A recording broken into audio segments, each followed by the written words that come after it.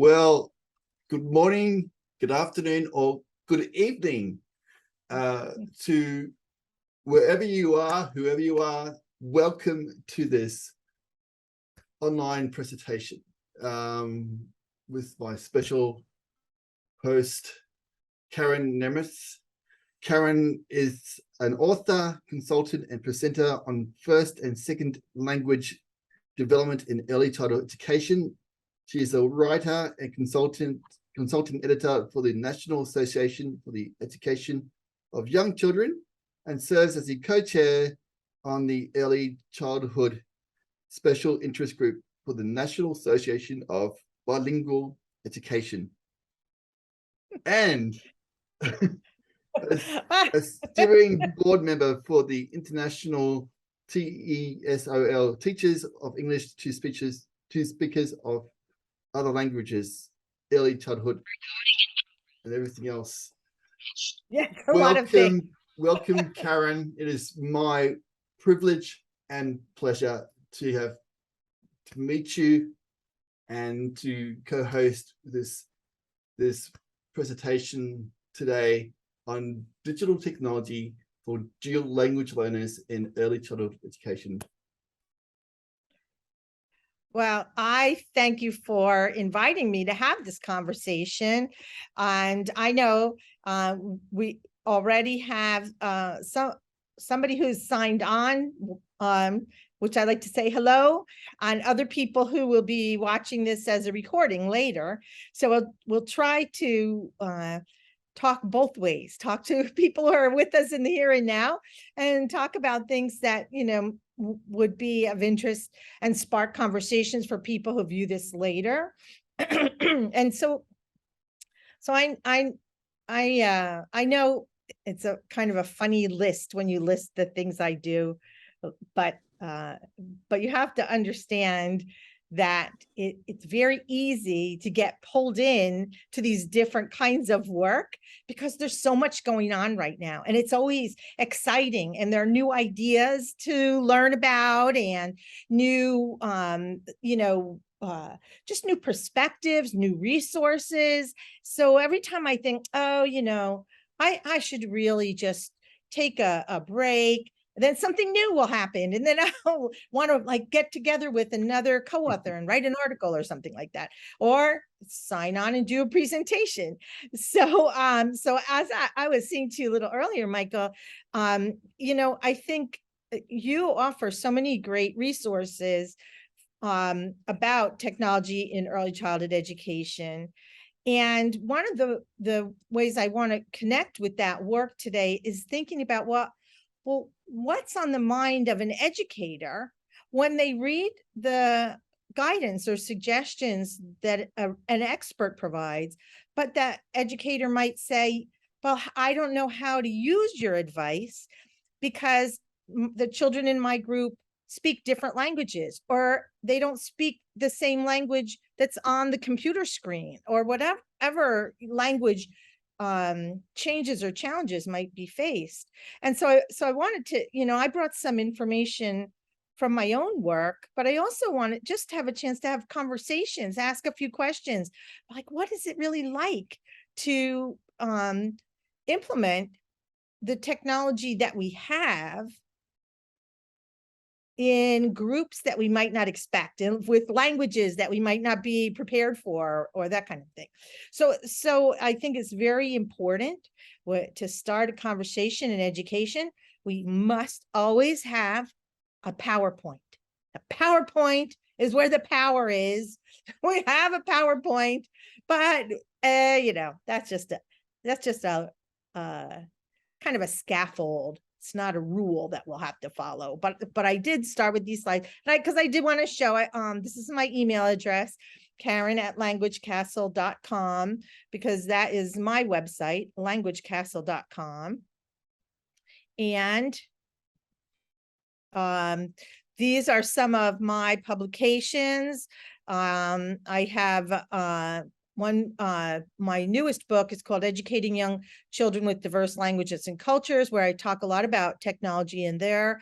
Also have the second edition out of Universal Design for Learning in the Early Childhood Classroom. A lot of talk about technology in there.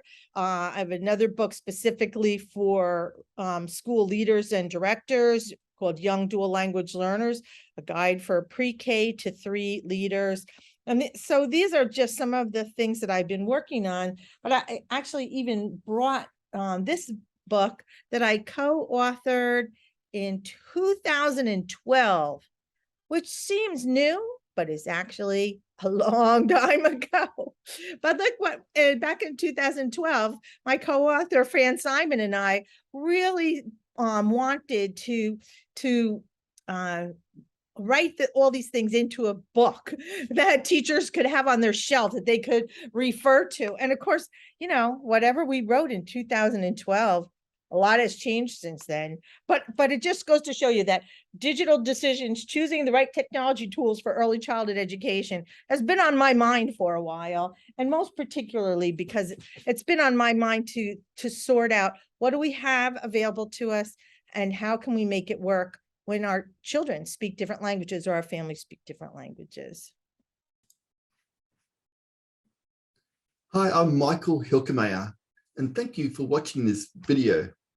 If you would like to watch the replay of this video and many other webinar replays, or perhaps join one of our online courses to do with integrating digital technology in early childhood and in primary education, why not pay a visit to our ICT in Education Teacher Academy today and become a member.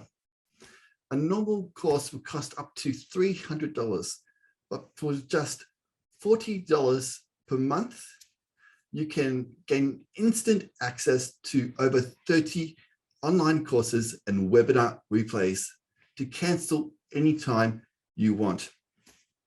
So pay the Academy a visit today and feel free to access any courses or resources at your own pace in your own time.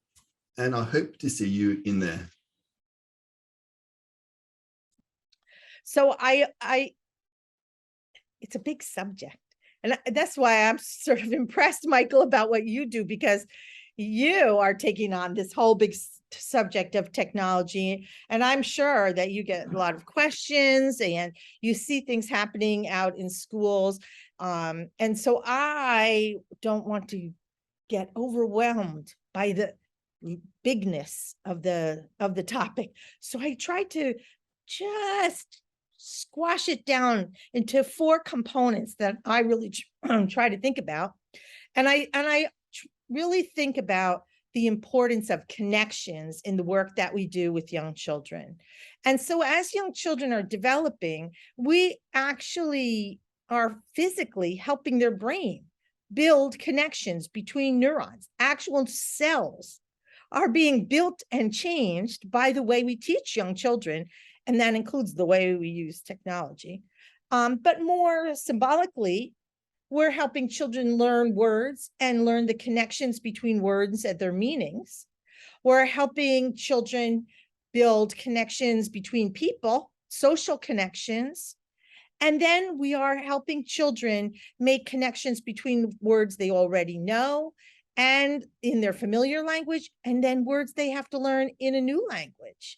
So technology plays a really big part in supporting all of these things, but we have to know what are the best ways to use it.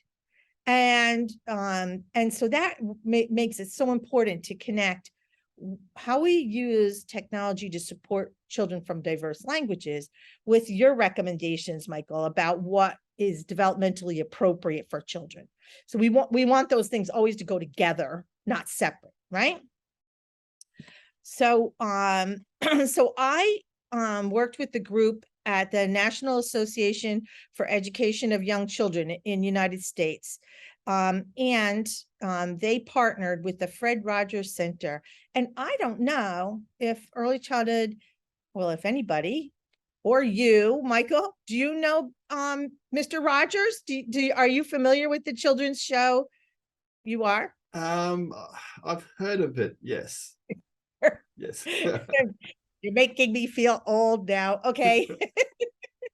Well, the funny thing about Fred Rogers was that he was all about supporting children's feelings and their social connections, and um it was called Mr. Rogers' Neighborhood, because it's all about, who was in the neighborhood and who do we talk to and how do we help our neighbors and how do our neighbors help us. And so it's very kind of emotional and social, until you take a step back and you realize he was doing the whole thing through technology, through television. And it was so warm and fuzzy that we often forget that Mr. Rogers was our leader in the United States in thinking about ways to use technology, where you forget that it's technology and it just allows you to really communicate things that are developmentally appropriate for young children. So he made this, and we had puppets and songs, and the mailman came to visit, and a little toy train came around, those kind of things. But, as time went on, he really built a whole system of supports for early childhood and the use of technology. And so even though Mr. Rogers has passed away, there's still a Fred Rogers Center, a Fred Rogers Institute, sort of. And that group, the board of that group, worked with the National Association for Education of Young Children to create a position statement about ways to use technology tools and interactive media in early childhood education, which really connects with the principles that you're talking about in your work in Australia. And so actually, I don't know, I didn't ever ask you this, Michael. Did you read? Are you aware of this, or is it just that everybody's reading the same research and we have the same conclusions? Pretty much that, a mix of both, I think. Like, I am aware of this, and yeah, that's. But it goes together with the things, because this was written, like 10, 12 years ago. And what you're writing about now reflects this position statement in the context of new developments, new tools, and new resources. But a lot of the things that they said then are still, true for what we're working on now. And so, this is my statement. This is not a quote from the position statement, but I have had, over the years, I've had to be willing to fight for the value of technology, because we have a lot of early childhood teachers who think all technology is bad. But when you teach children who come from different language backgrounds, educators need technology, right? To be able to find resources in the languages, or to get to learn more about where a child came from, or to find translations or different versions of things. Technology really makes the difference in how well we can build a high quality learning environment for children that speak. Absolutely, Karen. One of the things that strikes me about this is that when you're talking about those people that think that technology in early childhood education is a bad thing, the moment those people may or may not use technology in the learning environment there, for what you just said, to find things out for the internet, for anything else. They might have a mobile phone. And one of the things that really stands out about that is that young children learn best through observation. So they are already observing you using the computer, using your phone, printing off something, and then, Yes. It doesn't make sense to me. Those things are true. And so it's often like a very difficult sort of push and pull conversation, because you and I would agree too much technology is not good. We're not advocating that every child should do everything on technology all the time. But we also don't like people to say, never do technology none of the time, right? We want to sort of try to sort out that balance. But I still do have, I mean, even recently there was research in the United States, not research, a study in the United States that looked at an online preschool program. And so an article came out with a headline that said, such and such location, it seeks, however, millions of dollars of funding to provide computer education for preschool children. And all over Facebook and Twitter and Instagram, people were complaining and yelling and objecting, but they hadn't read the article and they didn't really know what it was all about. But just the idea that, that they would write, it's terrible. Children need to interact with other children. They shouldn't be sitting in front of a computer all day. Well, this particular program in the United States, it was actually called, it's called Jumpstart. And the idea was in areas where there is no preschool available and that children's parents are not aware of all the things they could be helping their children learn, that this program, if there's funding to bring computers and internet, that for 20 minutes a day, just 20 minutes, the program would be for the parent and the child to sit together and learn together. What are some developmentally appropriate, explorations or, songs to sing or things to learn together, that the parents might be surprised. They didn't know that their child could begin to learn letters or could understand science concepts that they could explore in the kitchen or that kind of thing. But 20 minutes a day does not replace social interaction. It doesn't replace playing in the mud. I'm a big fan of playing in the mud just as much as I'm a fan of working with technology. So if we can, I think we could all join together and also support that messaging, right? So that we have that opportunity to reach out to early childhood educators to say, it's not all, it's not nothing. It's intentional use of technology for a purpose. So what do you find in Australia? What kinds of objections are you hearing from people that are people that are concerned pretty much about the technology? same? Yeah. Pretty much the same, Karen. I would just sometimes, even when I post some of my articles to early childhood groups anywhere, someone would be objecting, this should never have, be a thing in preschools. The same sort of argument, same sort of thinking as you would find over there, pretty much. Yeah. And I think that is very difficult because those objections are very heartfelt, right? People feel very strongly. But I will push back because I have to say to people, even if you're not comfortable, if you are working in a classroom with a child who doesn't understand a word you're saying, is it right to deprive them of language connections and information they could understand because you're not comfortable with the screen? How else will you learn the child's language and help them learn in your classroom if you say no to all screens or all technology? And it's not that easy. Well, in the United States, especially in the urban areas, we sometimes have early childhood teachers that might have 20 children in their class, and there might be 8 or 10 different languages. That teacher can't possibly learn all those languages all the time, but technology can really help, right?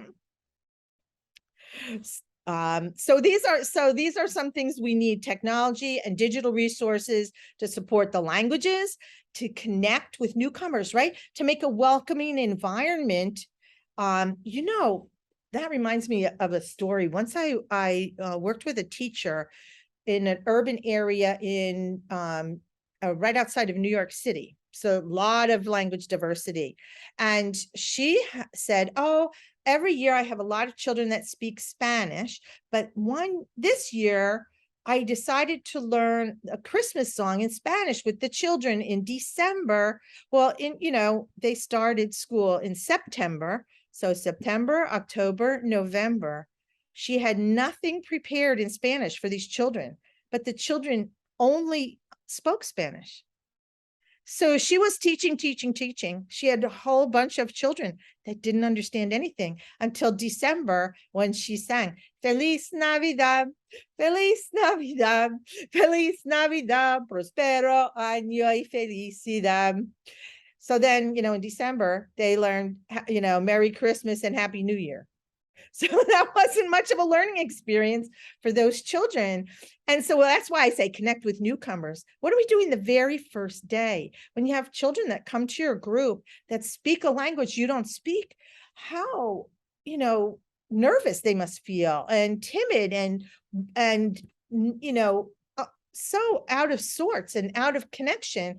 And technology can help teachers get ready to welcome those children on the first day, because a good first day is like the best path to a good year in education, right? Those first impressions make a big difference. So I really look for that, looking for ways to be prepared proactively for the first day a child comes, to respond to those teachable moments.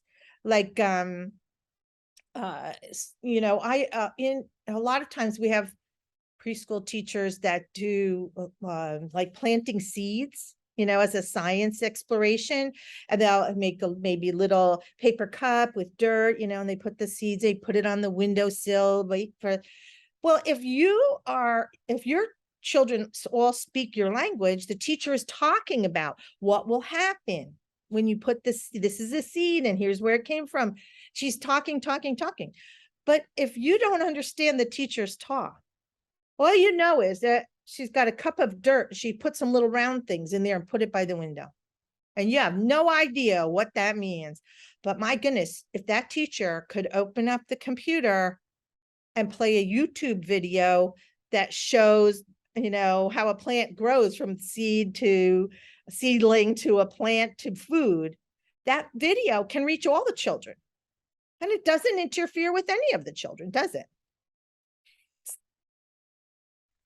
So teachable moments, that's what I'm saying. It's not always about, a grand plan for a major purchase of software for the entire school. Sometimes it's just like thinking about what does this child need so he can understand what we're doing right now in this moment. And then when we are able to think about the big plans and those moments, those small moments, that's when we do the last thing, right? Providing equitable access to learning for all children. Providing equitable access, because we're using technology to make sure the door to learning is open for every child, whatever they need, right? Absolutely. Okay. So in the position statement, now I see, I have to move, I have to move my face because my face is blocking the word. When used, the position, this is the Fred Rogers Center and NAEYC position statement, says, when used intentionally and appropriately, technology and interactive media are effective tools to support learning and development. You've written about that, right? Intentional, the second point is intentional use requires early childhood teachers and administrators to have information and resources about technology tools. They need professional development, and they need to know what are the latest resources, what's available out there, and they need to be informed in order to make the best choices and then to use the technology in the best ways. And so that is something I want to ask you about. Like, I will just interview you on your own show, Michael. What this is kind of central to your work, is this idea that it's not just about having technology, but it's about learning about it that makes a difference in how well it will work. So what sort of is behind, what is your motivation, like what have you observed, or what entered your mind or your heart that made you really want to build this information source for teachers? Pretty much it was my observations and my observations as being a teacher myself for many years, and for observing how teachers would normally use technology in the classroom, that they just needed to be aware of how they can best apply the strategies, the evidence-based strategies that will actually help them to use the technology, the available technology, as a tool for learning in their environment there. And the fact that that many, I think, many of us, I think, still take technology for granted. And as a result, we sometimes might transfer these impressions on young children ourselves. Yeah. Not sometimes, might not be intentionally, but I think we need to sort of move away from showing young children, about how lucky we are to have technology and just to use it for different things, and to model appropriate uses of technology from early childhood education, but also in primary education and secondary education, and so that young children through their schooling career do learn to use technology as a tool for learning, and they see it as a tool that is designed for a specific purpose. And through the work that I've been doing, I hope that teachers will start to see, well, these are the strategies that need to be applied, not just in early childhood, but in primary and secondary, and so that progression in their capabilities are made, are formed, right, and then they can become digitally literate citizens in the future. Now, that is an interesting word. When you take the step from technology, digital learners to digital citizens, that adds a whole layer of responsibility to ask questions. And I'm listening to you talk and I'm thinking, yeah, wow, we want educators to ask questions. Don't just accept, oh, this is the popular software. Just because it's popular doesn't mean it's good. We want you to ask questions. We don't want you to accept all technology, right? But hey, if you model that for the children, we want the children to ask questions also. And I think that I was listening to you and I was realizing, yeah, when you're talking so much about modeling, you are talking about building that digital citizenship where children also will ask questions. Why, teacher? Why did you give me this program, this assignment? What am I supposed to learn from this? What is this going to do for my learning or whatever? I mean, sounds funny, but I actually do know 3-year-olds that ask those kind of questions. We have to be prepared. We have to be prepared to answer those questions. And we need to provide information for teachers and administrators to ask those questions as well. So I think that is really important. So providing online resources, using technology to provide information about technology is not like your approach is not telling people what to do. It's like giving them thinking tools and citizenship tools that they can use to make their own decisions, right? Right. So, all right. So now I go to these two additional parts of the position statement that say limitations are important.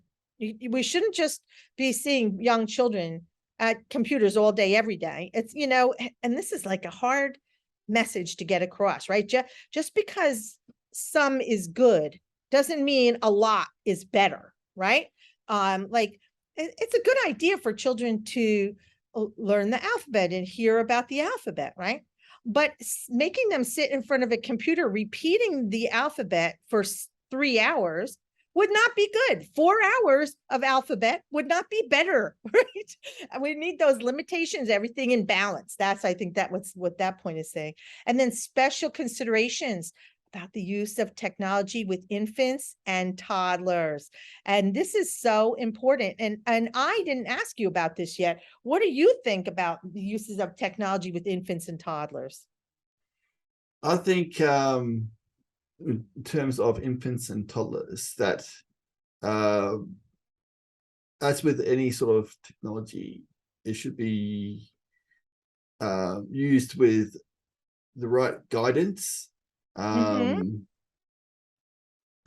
especially with infants and toddlers, where they are at the very key areas of development there. And it should be, I think, always be minimal to start off with, but parents shouldn't, I don't think, should ever just give a smartphone or an iPad or any sort of technology to a child as something to play with. They should be seen there and guiding them and helping them, and moving on from that. But always follow the advice given on those areas there. Yeah, and so some of the ways that I've seen technology be really useful for infants and toddlers, and there will be some educators that are going to be ready to pounce when I say this. But if you think about it, when you have a tablet, if you have an iPad or a smartphone, then you can sit with any toddler or infant and show them pictures of their family, while they're in childcare, or pictures that their family has emailed to you or messaged to you, so that you can continue to give that child that connection between home and the program, and something familiar that they can talk about that's developmentally appropriate and as well as culturally appropriate. And I think people sometimes forget about that, the value of having pictures, because families could send pictures in, and then you could print them out, and then you could make them into a book, and then you could show them to the child. But then people grow and change, and then they need new pictures. Now you got to print those pictures out, and then you got to make a new book. But if you use your technology, you can have up-to-date, you can have the picture of what the child ate for supper last night. You can have the picture of where they went on the weekend together and have a chat with them, a picture of their new puppy, and you can talk with that baby about the new puppy in their home. And so you can think of ways to use technology that are not games or quizzes or anything like that, but are just at your fingertips, ready to build those connections that are even good for infants and toddlers. But I'll tell you a language-oriented example, which is that I have observed in programs that care for infants and toddlers that come from different languages. Now, you think about a baby who's just beginning to try to say words, and they'll say sounds, and you're not really sure, is that just gibberish, or are they really trying to say a word, right?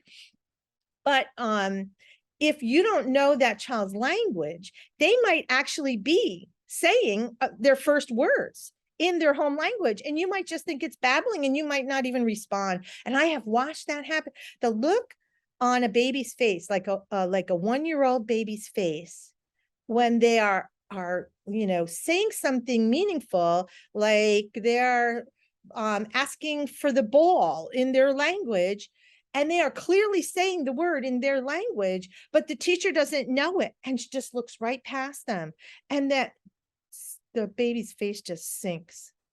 It's like, I'm communicating, but it's not getting through. I can't make a connection with the person that's supposed to care for me.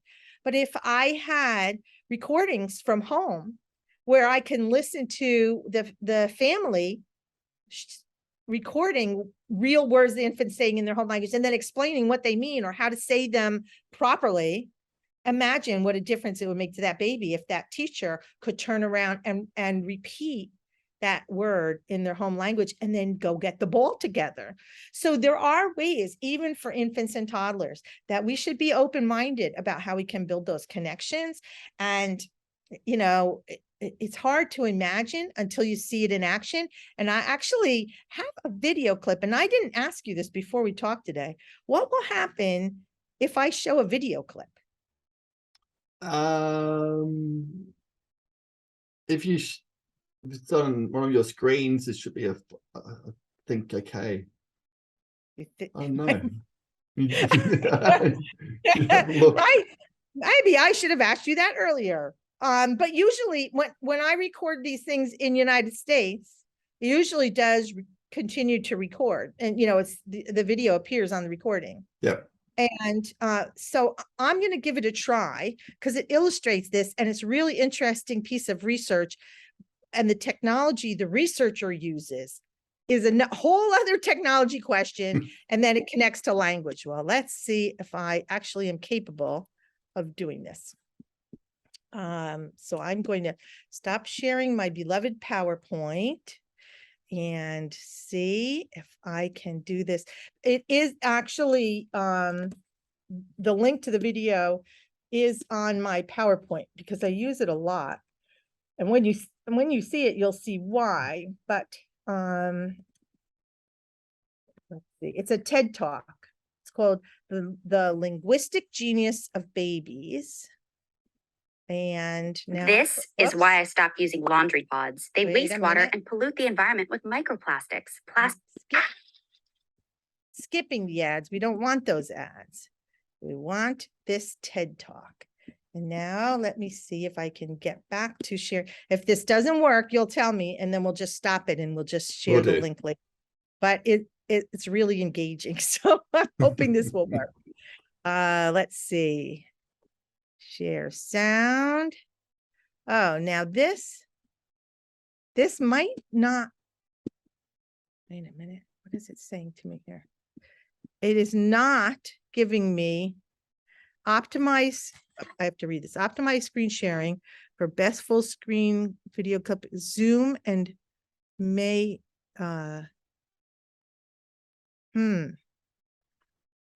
It's not giving me. There's a command that says optimize for video that it's not letting me click. I wonder what that means. I don't know. I'm just going to go back and try one more time. Because if I can only share the sound, then I'm just going to share one part where you can hear the sound. I'm going to try it.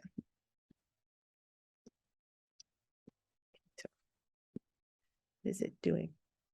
Can you see that? All right. Now I'm going to click play. I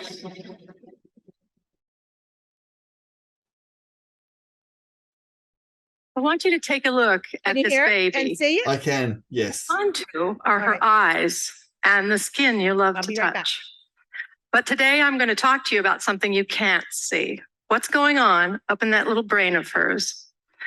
The modern tools of neuroscience are demonstrating to us that what's going on up there is nothing short of rocket science. And what we're learning is going to shed some light on what the Romantic writers and poets described as the celestial openness of the child's mind. What we see here is a mother in India, and she's speaking Koro, which is a newly discovered language. And she's talking to her baby. What this mother and the 800 people who speak Koro in the world understand that to preserve this language, they need to speak it to the babies. And therein lies a critical puzzle. Why is it that you can't preserve a language by speaking to you and I, to the adults? Well, it's got to do with your brain. What we see here is that language has a critical period for learning. The way to read this slide is to look at your age on the horizontal axis. You've done that. And you'll see on the vertical your skill at acquiring a second language. The babies and children are geniuses until they turn 7, and then there's a systematic decline. After puberty, we fall off the map. No scientists dispute this curve, but laboratories all over the world are trying to figure out why it works this way. Work in my lab is focused on the first critical period in development, and that is the period in which babies try to master which sounds are used in their language. We think by studying how the sounds are learned, we'll have a model for the rest of language, and perhaps for critical periods that may exist in childhood for social, emotional, and cognitive development. So we've been studying the babies using a technique that we're using all over the world in the sounds of all languages. The baby sits on a parent's lap, and we train them to turn their heads when a sound changes, like from ah to e. If they do so at the appropriate time, the black box lights up and a panda bear pounds a drum. A 6-monther adores the task. What have we learned? Well, babies all over the world are what I like to describe as citizens of the world. They can discriminate all the sounds of all languages, no matter what country we're testing and what language we're using. And that's remarkable because you and I can't do that. We're culture-bound listeners. We can discriminate the sounds of our own language, but not those of foreign languages. So the question arises, when do those citizens of the world turn into the language-bound listeners that we are? And the answer, before their first birthdays. What you see here is performance on that head turn task for babies tested in Tokyo and in the United States, here in Seattle, as they listen to ra and la, sounds important to English, but not to Japanese. So at 6 to 8 months, the babies are totally equivalent. 2 months later, something incredible occurs. The babies in the United States are getting a lot better. The babies in Japan are getting a lot worse, but both of those groups of babies are preparing for exactly the language that they're going to learn. So the question is, what's happening during this critical 2-month period? This is the critical period for sound development, but what's going on up there? So there are 2 things going on. The first is that the babies are listening intently to us, and they're taking statistics as they listen to us talk. They're taking statistics. So listen to 2 mothers speaking Motherese, the universal language we use when we talk to kids, first in English and then in Japanese. Ah, I love your big blue eyes. So pretty and nice. うわー、大きな茶色いお目目。そして綺麗な黒い髪。During the production of speech, when babies listen, what they're doing is taking statistics on the language that they hear. And those distributions grow. And what we've learned is that babies are sensitive to the statistics, and the statistics of Japanese and English are very, very different. English has a lot of R's and L's, the distribution shows, and the distribution of Japanese is totally different, where we see a group of intermediate sounds, which is known as the Japanese R. So babies absorb the statistics of the language, and it changes their brains. It changes them from the citizens of the world to the culture-bound listeners that we are. But we as adults are no longer absorbing those statistics. We're governed by the representations in memory that were formed early in development. So what we're seeing here is changing our models of what the critical period is about. We're arguing from a mathematical standpoint that the learning of language material may slow down when our distributions stabilize. It's raising lots of questions about bilingual people. Bilinguals must keep 2 sets of statistics in mind at once and flip between them, one after the other, depending on who they're speaking to. So we asked ourselves, can the babies take statistics on a brand new language? And we tested this by exposing American babies who'd never heard a second language to Mandarin for the first time during the critical period. We knew that when monolinguals were tested in Taipei and Seattle on the Mandarin sounds, they showed the same pattern. 6 to 8 months, they're totally equivalent. 2 months later, something incredible happens. But the Taiwanese babies are getting better, not the American babies. What we did was expose American babies during this period to Mandarin. It was like having Mandarin relatives come and visit for a month and move into your house and talk to the babies for 12 sessions. Here's what it looked like in the laboratory. 发生了什么事情哦？小小熊七七在这里，一个绿色的圈圈，绿色的圈圈，绿色的圈圈，转一下，转一圈，嘿，一圈，再一次哦，转一二三。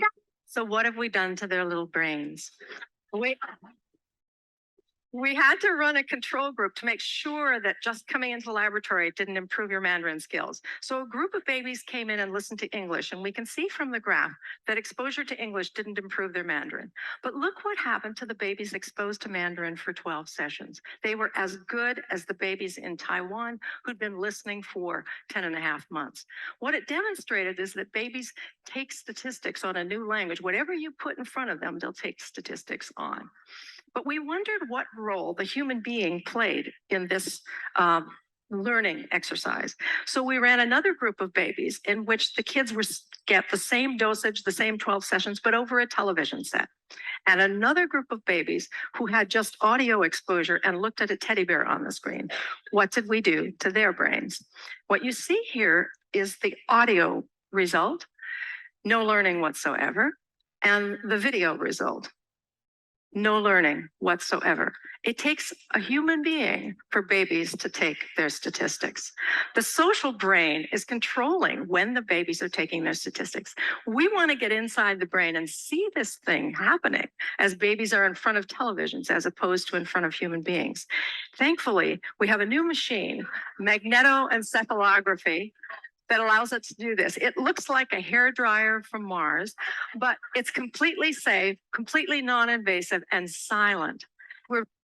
Okay, I'm stopping it there because hopefully people who are watching us talk today will be motivated to take a look at this video, The Linguistic Genius of Babies. That is a TED Talk.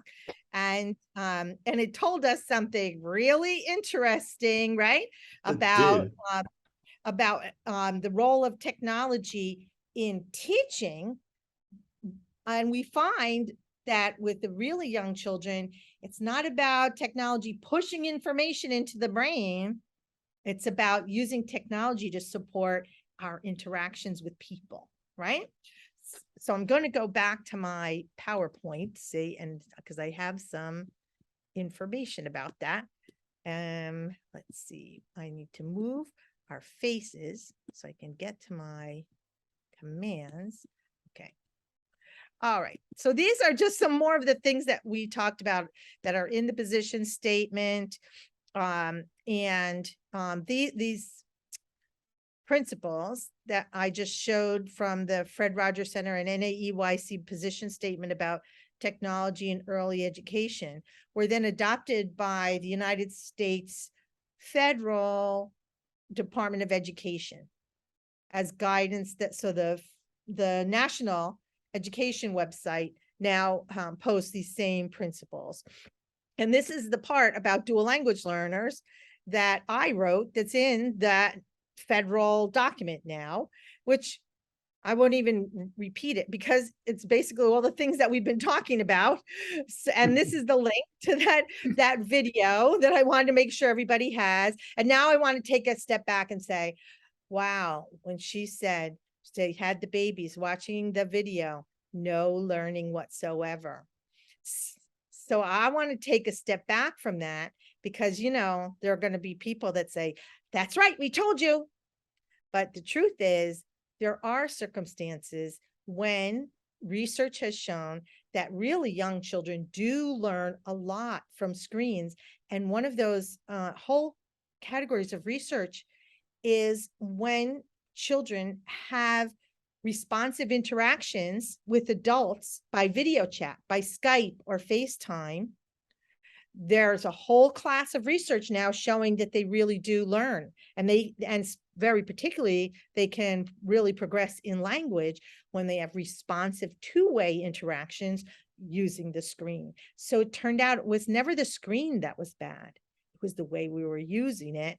So, so do you know examples in Australia of ways that teachers use screens that allow children to interact back and forth? Pretty much just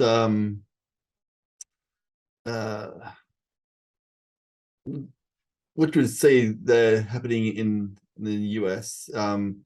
We have touchscreens, iPads, of course, are being used to develop languages in early childhood centers as well. So just in those sort of cases, yeah. So I'll add to that a really fantastic technology tool is relatives. So like we always think about, oh, like to support technology, you have to just like buy the technology and the technology will do the teaching. But what if one of your tools in a classroom of 2-year-olds or 3-year-olds or 4-year-olds was access to Skype or FaceTime or some video chat platform where a relative from their home country could sign on and sing songs with the children in their home language, or read a story in the home language, or take the phone outside and show the neighborhood, like this is where, you know, Junlei used to live, and this is where we used to go shopping, and that kind of thing. So sometimes we think of, you know, we're always thinking of like, well, how can technology put information in children? But sometimes it's just the pathway for the information. And so that's why I like to show that video, that it reminds us the more interaction children have when they use technology. It couldn't be 2 children or a child and adult looking at the screen and interacting, or it can be, you know, 2 people on 2 sides of the screen interacting. So I would just tell you a funny story, because I have grandchildren that live in another country, and they are 10 and 7 and 3 years old. So I have to be pretty creative to play with those children and keep them occupied on the screen with me. But the other day, 2 of my grandchildren were both ill at the same time. They both had chickenpox. And so their mother was trying, you know, how when they have a fever and you're trying, no, drink a little bit more. Oh, eat this healthy food. And they say, no, I don't feel well. So I brought the laptop into my kitchen. I said, well, look at all the healthy food I have. I have this banana, and I have the this carrot. And my daughter said, wait a minute, why don't you try throwing that banana really hard at the screen? Maybe it will come through and come to our house in England. So I threw that banana at that screen, and she said, what? I hear a noise in the kitchen. And she went running into her kitchen, and she came back. Look, the banana came in our kitchen. Technology. So, but that is a story about using technology. I could not have done that without technology, right? Right. And yet it wasn't the technology that controlled the learning. We had all, you know, the technology was the support for the learning, not the control. So, so I just put a few facts here about children under age 6 who are learning in 2 or more languages are considered dual language learners, because the research shows they're not finished with either language. They need, when children are young, they need supports in all their languages to help them understand and learn the things they need to learn. And so that's what all these points say. Bilingual brain is not the same as a monolingual brain. It needs different kinds of supports to exercise and receive in both languages, or even if they have more than 2 languages. So we need to find resources, videos, books, recorded books, etc. Technology can also help teachers by finding translations, help teachers by finding research that supports the choices they make to support their dual language learners. Videos and demonstrations I talked about helps teachers create materials for the children. So if you have a favorite storybook in your classroom, you can just translate some of the key words and just print them out and add them, stick the translated page into the book you have. So you can then have it ready to read in both languages. You can collect observations, which I think is so important, that as children are talking about what they're learning in class, their artwork, they're playing outside, whatever it is, if I don't understand what that child is saying, I want to use technology to record what they're saying so that I can have somebody listen and say, oh my goodness, that child is having, a whole sophisticated conversation with their friend about ramps going up and down in the playground. I wouldn't know that if I didn't record it with my technology in order to get those translations. And that's a good way to get the families involved. We also talk about learning games, tools for creating things. These are all things that are on your list of recommendations, right? Software that allows children to do exploring and researching, technology that allows children to document their work, to snap pictures of things they're building or things they're observing on a walk outside, reading digital stories, listening to culturally appropriate music, that it's not just, silly songs, but songs that have real meaning to children, or real traditional songs, etc. These are all things that teachers can use technology to bring in and to make available to the children. But we have problems when we look at educational software, the teaching software, because those softwares they spend so much developing them that they don't often build in these kinds of tools, and they maybe are available in 2 languages, and that's their big concession. But in the United States, in our early childhood programs, we have over 200 different languages represented, and I always say it's not just about the most common languages. Every child needs to learn, not just the ones in the majority. And so we need to think about how we're looking for flexibility, creativity, responsiveness in these big programs. What do they provide for the child that doesn't understand the language of the software that's being used? Now, I have a couple of examples, but I feel like I'm just going to talk forever. We've been talking for an hour already. We have to stop right now, Michael, because if we do, I'll just send you links for some more examples. Do we have to stop right now? No, it's fine. It's all good.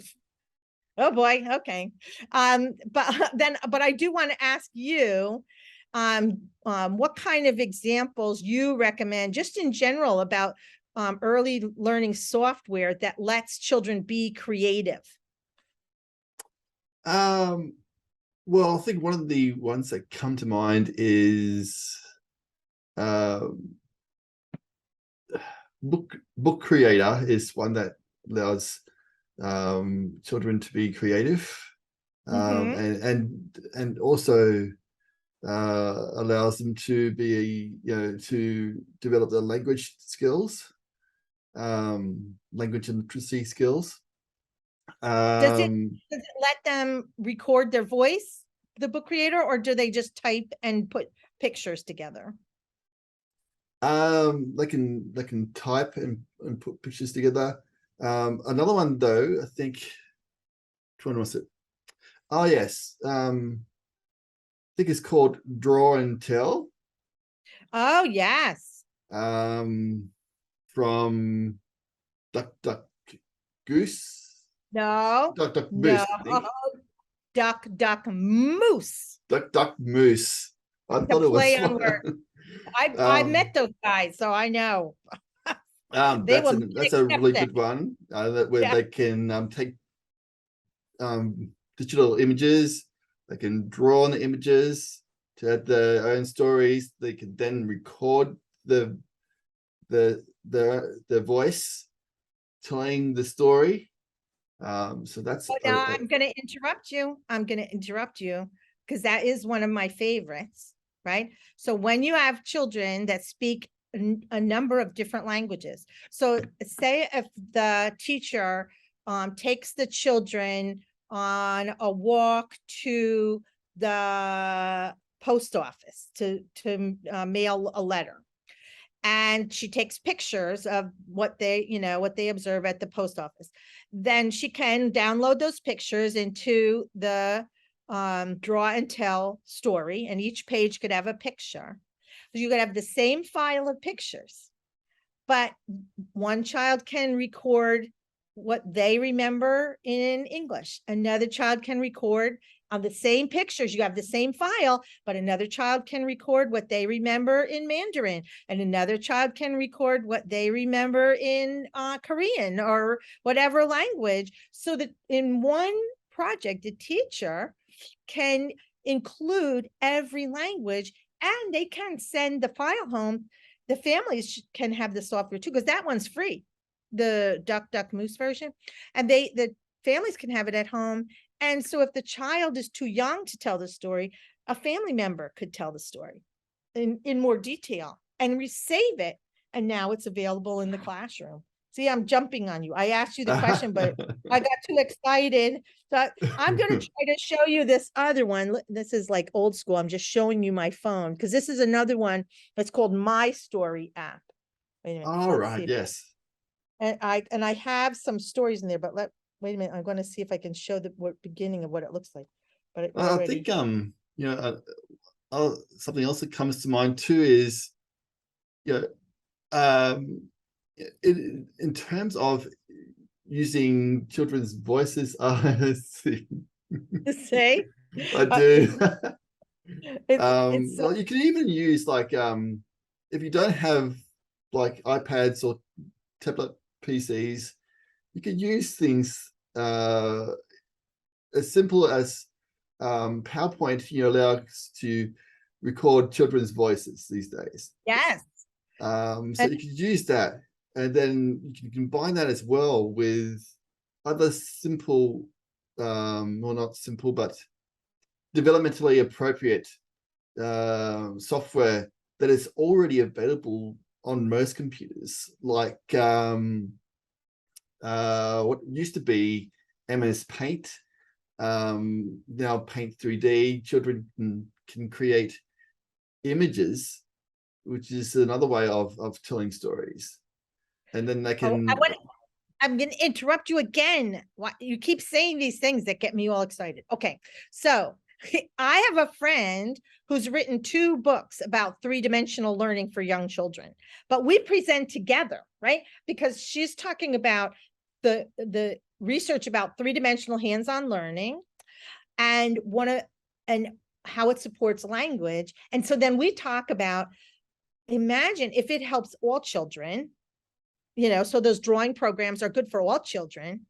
But if you are a child that has entered school and nobody understands your language and you have no way to communicate, and then somebody gives you a way to draw these beautiful, rich, sophisticated artworks that communicate, you have now a way of communicating that's on par with every child in your class. And so sure enough, my friend actually has found in the research that she did for her books that it's not just about doing hands-on things, but then drawing what you've done and preserving it takes it from creating to communicating about what you've created through the drawing. And that's a great equalizer for all children, right?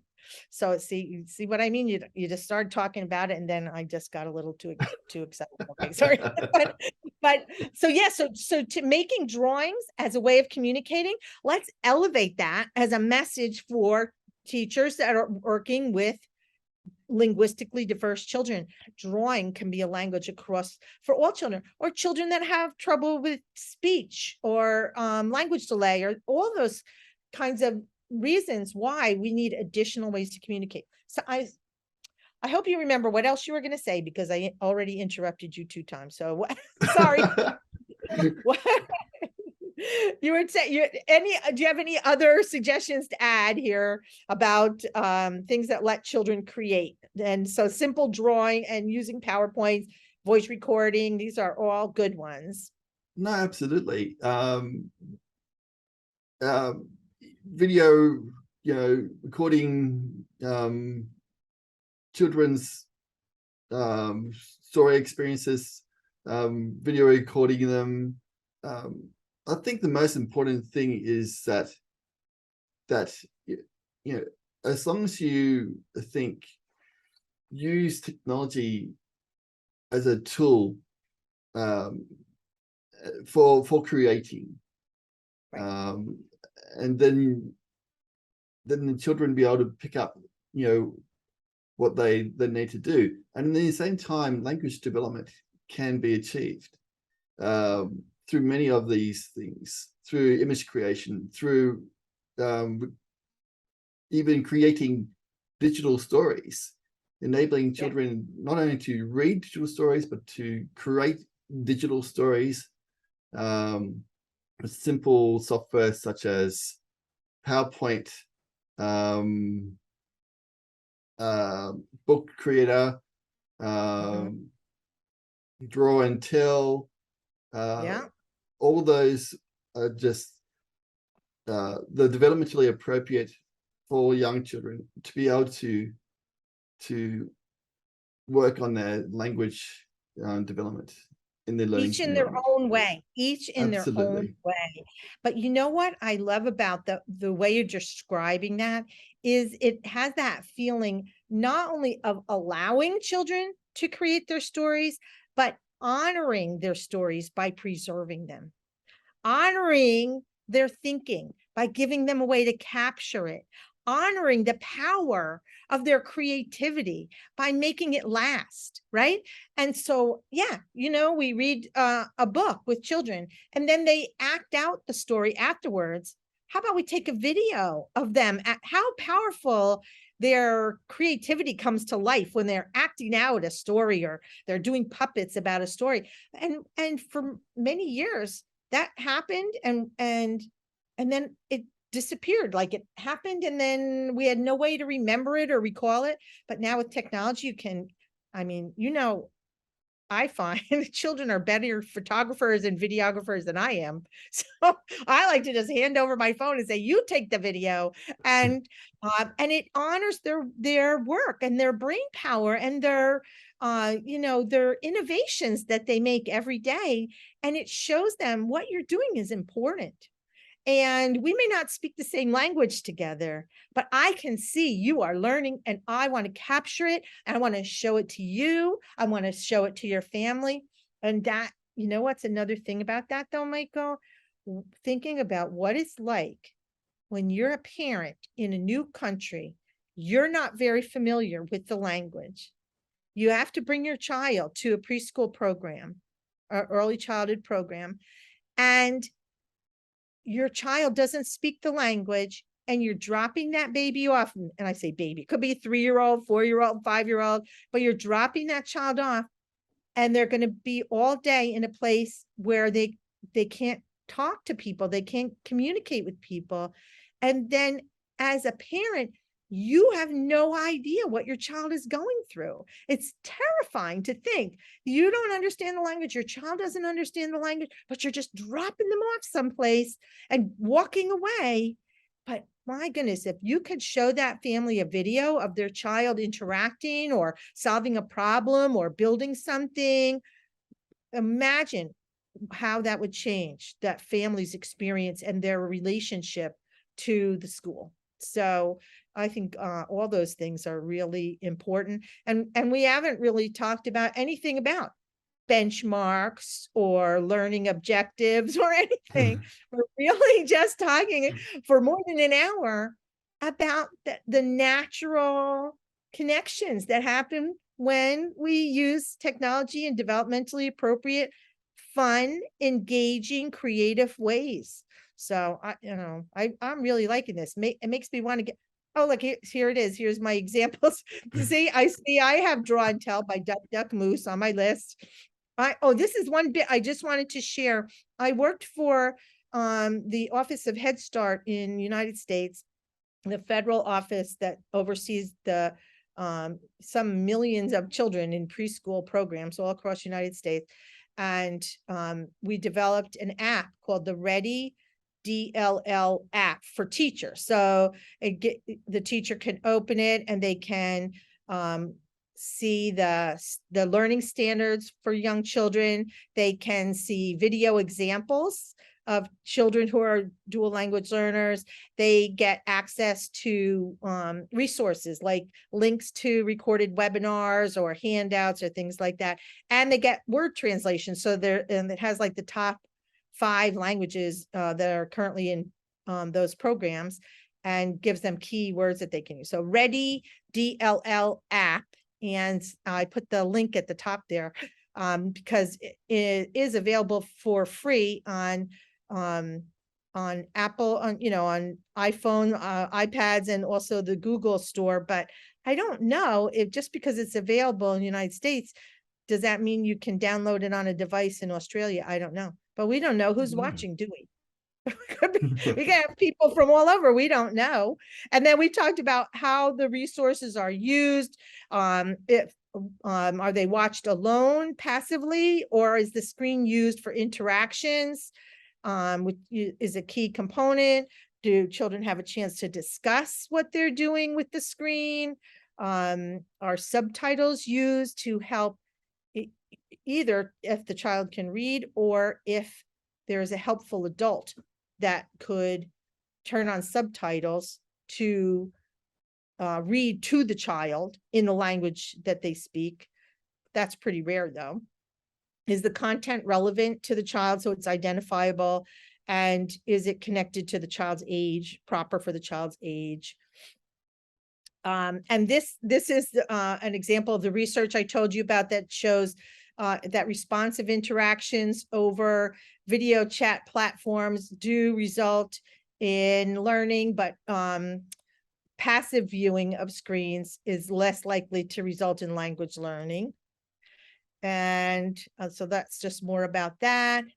And so these are just in the rubric that I developed. These are just some questions that I always like people to ask when they are deciding to buy an app or software, computer software platform, whatever. What languages are available? What is the complexity of language in the app? Is it appropriate for the children? We don't want it to be too simple. It's not really going to help children if it says hello in 20 languages, because once you say hello, where's that conversation going? Where's that learning going? Nowhere. So I want language that I'm going to actually use in play and learning, right? What was the language? What language was it written in? Sometimes we have things that are written in English and then somebody tries to translate them, but they sound really awkward when they're translated because we use slang in, just expressions in English. In English, we use that word toddler. And in America, that it usually refers to children who are about 1 year old to 2 years old or 1 to 2.5. But in Spanish, there's no word for that age range. They talk about the ages. They say I have a 1 year old, a 2 year old. There's no word for toddler. So if I write a whole article about toddlers and you translate into Spanish, it doesn't sound right because there's no word for that. So, these are the kinds of things. Does the app comply with developmentally appropriate practice, which you talk about in your work all the time? Are the images culturally appropriate and free of stereotypes? That's something to look for. And look, is there a way to record the language, which you and I just talked about? We want to look for things that are proactive and include all children with a universal design approach. We want things to have changeable images and content so that if we have girls that come to our program that wear hijab, we want to be able to make sure the images include children. I have a child that comes in the program that's in a wheelchair. I want to be able to include images of children in wheelchairs. So images that can change or content that can change is very important. Culturally rich and authentic, but things that are not chopped up.